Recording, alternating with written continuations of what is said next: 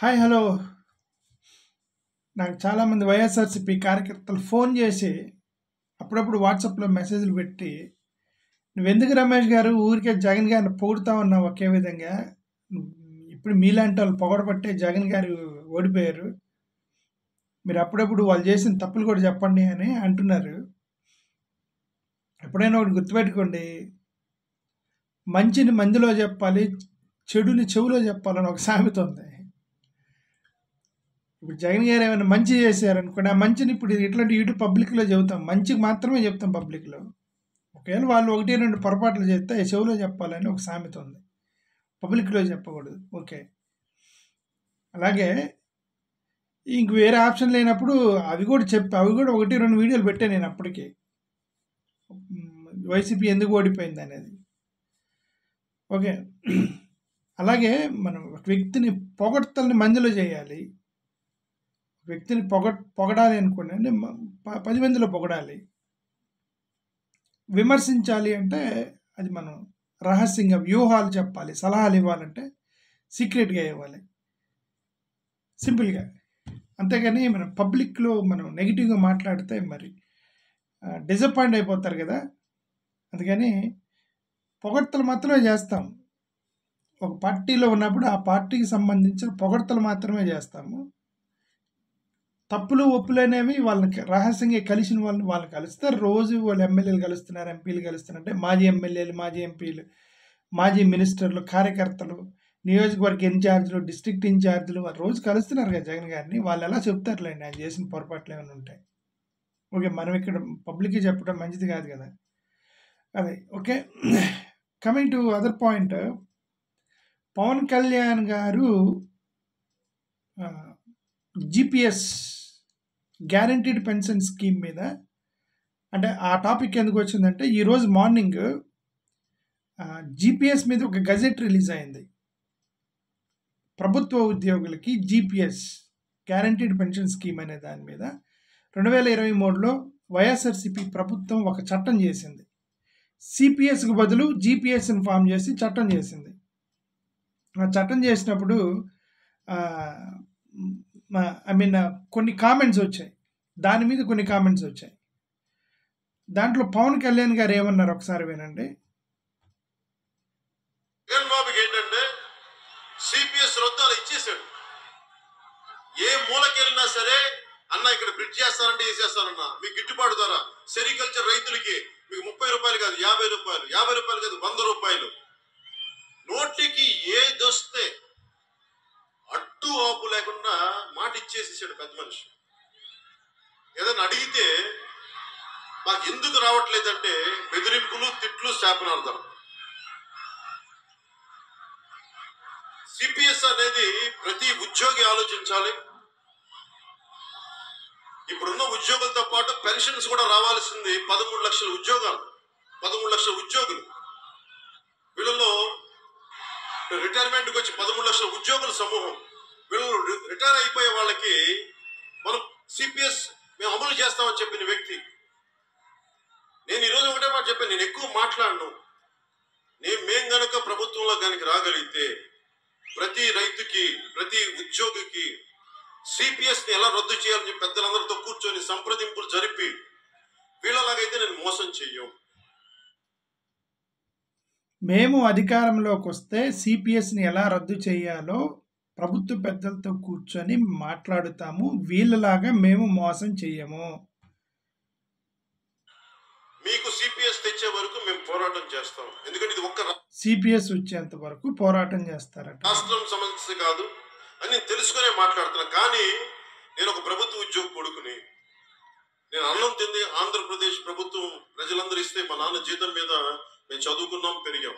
అందుకని ప్రభుత్వ ఉద్యోగి మా కొడుకుగా చెప్తా ఉన్నాను. ప్రతి ఉద్యోగి ఈ రోజుకి మా అమ్మ మా నాన్న పెన్షన్లోంచి కొంత డబ్బు తీసుకెళ్లి జనసేన పార్టీకి ఇస్తే 10,000 15,000 సంవత్సరానికి కోసం 25,000. అందుకని కృతజ్ఞత చెప్తున్నాను.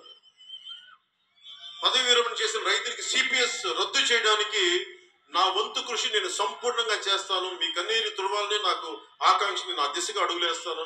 మీకు ఆ శక్తిని ఇవ్వడానికి మిమ్మల్ని మనస్ఫూర్తిగా కోరుకుంటున్నాను.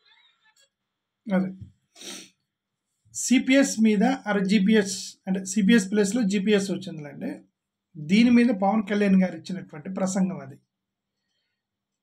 దీన్ని ఈరోజు మార్నింగ్ అదే గవర్నమెంట్ జీపీఎస్ని అమలు చేస్తూ ఒక గెజెట్ రిలీజ్ అయింది. వాళ్ళు ఏమన్నారు, దాన్ని రద్దు చేస్తాము, పోరాడతాము, మేము ప్రభుత్వం అన్నం తిన్నాను, పవన్ కళ్యాణ్ గారు ప్రభుత్వం అన్నం తిన్నాను, రైట్, మా నాన్నగారు కూడా గవర్నమెంట్ ఉద్యోగే, మా అమ్మ ఇప్పుడు కూడా వచ్చిన పెన్షన్లో నుంచి జనసేన పార్టీకి డబ్బులు ఇస్తుంది, వాళ్ళు వైసీపీఎల్ మోసం చేసినట్టు నేను మోసం చేయము అని ప్రసంగం ఇచ్చినటువంటి పవన్ కళ్యాణ్ గారు ఈరోజు తెలుగుదేశం ప్రభుత్వం అంటే కూటమి ప్రభుత్వం అదే జీపీఎస్ని అమలు చేస్తూ ఒక గెజెట్ రిలీజ్ అయింది. ఎందుకు గెజెట్ రిలీజ్ అయింది అని వీళ్ళు అడిగారు. ఇప్పుడు ఇదేంది, మీరు గవర్నమెంట్ ఎంప్లాయీస్ ఈరోజు మార్నింగ్ అంటే నిన్న అనుకుంటా, ఈరోజు మార్నింగ్ నేను న్యూస్ చూసాను. గవర్నమెంట్ ఎంప్లాయీస్ ఇదేంది సార్, మీరు జీపీఎస్ రద్దు చేస్తామన్నారు కదా, వైఎస్ఆర్సీపీ పెట్టినటువంటి దాన్ని మీరు రద్దు చేసి మేము ఓల్డ్ ఓపీఎస్ అంటారు, ఓల్డ్ పెన్షన్ స్కీమ్ని అమలు చేస్తామన్నారు కదా అని అంటే, వీళ్ళు ఏమంటున్నారు, గవర్నమెంట్ ఏమంటుంది, అది మేము ఇవ్వలేదు, గత నెలలో అంటే గవర్నమెంట్ ఉన్నప్పుడు గత ప్రభుత్వం ఇచ్చినటువంటి చట్టం ప్రకారం వాళ్ళు ఇచ్చిన జీవోని మేము జస్ట్ గెజెట్ రిలీజ్ చేసామంటే మాకు సంబంధం లేదు అంటున్నారు. చూసిన ఎంత నాగ్గా తప్పించుకున్నారు దాన్ని. గత ప్రభుత్వంలో వాళ్ళు ఇచ్చిన గెజెట్ని వీళ్ళు ఏంటి, అదేమన్నా శాసనం, అది గత ప్రభుత్వం చేసిందని వీళ్ళేం రద్దు చేయలేదా? గత ప్రభుత్వం ఇది డిఎస్సికి సంబంధించిన 6,100 పోస్టులు నోటిఫికేషన్ ఇస్తే మీరు వచ్చి దాన్ని క్యాన్సిల్ చేసి కొత్త నోటిఫికేషన్ ఇవ్వలేదా మీరు? గత ప్రభుత్వం ల్యాండ్ టైటిలింగ్ యాక్ట్ పెడితే దాన్ని మీరు రద్దు చేయలేదా మీరు దాన్ని? అంటే గత ప్రభుత్వం చేసినవి అవి చట్ట శాసనాలు ఇవేమి మార్చకుండా రాజ్యాంగంలాగా ముందుకు వెళ్ళిపోతాయా? మీరు అనుకుంటే మార్చలేరు అవి? తప్పించుకోవడానికి అంటే వీళ్ళకి జీపీఎస్ రద్దు చేసే ఉద్దేశం లేక వీళ్ళు తప్పించుకోవడానికి సింపుల్గా గవర్నమెంట్ ఉద్యోగులకి ఆ జీపీఎస్ అంటే యాక్చువల్గా జగన్మోహన్ రెడ్డి గారు పెట్టిన జీపీఎస్ మంచిది, రైట్, అది మంచిది జీపీఎస్. బట్ వీళ్ళు తప్పుడు ప్రచారం చేశారు, ఆ జీపీఎస్ రాంగు, మేము ఓల్డ్ పెన్షన్ స్కీమ్ తీసుకొస్తాము అది ఇది అని చెప్పి ప్రసంగాలు ఇచ్చి ప్రచారం చేసింది వీళ్ళే కదా. వీళ్ళు మామూలు ఎపిసోడ్లు వేయలేదు వీళ్ళు. ఇక్కడ చూడండి, చాలా పవన్ కళ్యాణ్ గారు ఏమన్నారు దాని మీద సిపిఎస్కి సంబంధించి. టీవీ5 మూర్తి అని ఒక అతను, ఒక టీవీ యాంకర్ ఒక 2 ఎపిసోడ్లు వేసాడు దాని మీద. జీపీఎస్ పెట్టినప్పుడు 2 ఎపిసోడ్లు వేసి జగన్మోహన్ రెడ్డి గారిని విపరీతంగా విమర్శించారు వాళ్ళు. రఘురామకృష్ణరాజు గారు ఈ జీపీఎస్ మీద ఒక టీవీ లైవ్లోకి వచ్చేసి ఇది గవర్నమెంట్ ఉద్యోగులకి కన్నం పెట్టడం అంటారు, పచ్చి మోసం అన్నారు రఘురామకృష్ణరాజు గారు. మరి ఏబిఎన్ ఆంధ్రజ్యోతిలో జీపీఎస్ మీద ఒక లైవ్ డిబేట్ పెట్టారు, రైట్. ఇట్లాగా ఇప్పుడు తెలుగుదేశానికి సంబంధించిన మీడియా కార్యకర్తలు వీళ్ళందరూ కూడా గవర్నమెంట్ ఉద్యోగులు రెచ్చగొట్టారు. ఆ రోజు జీపీఎస్ తప్పు మేము వస్తే రద్దు చేసి ఓల్డ్ పెన్షన్ స్కీమ్కి తీసుకెళ్తామని అన్నారు కదా. మరి ఈరోజు గెజెట్ ఎందుకు రిలీజ్ చేశారు? జగన్ గారు ఇచ్చిన జీపీఎస్నే ఎందుకు రిలీజ్ చేశారు? అదే గెజెట్ ఎందుకు రిలీజ్ చేశారు అంటే అది కూడా అది ఇంతగాని మనం ఏం మాట్లాడతాం.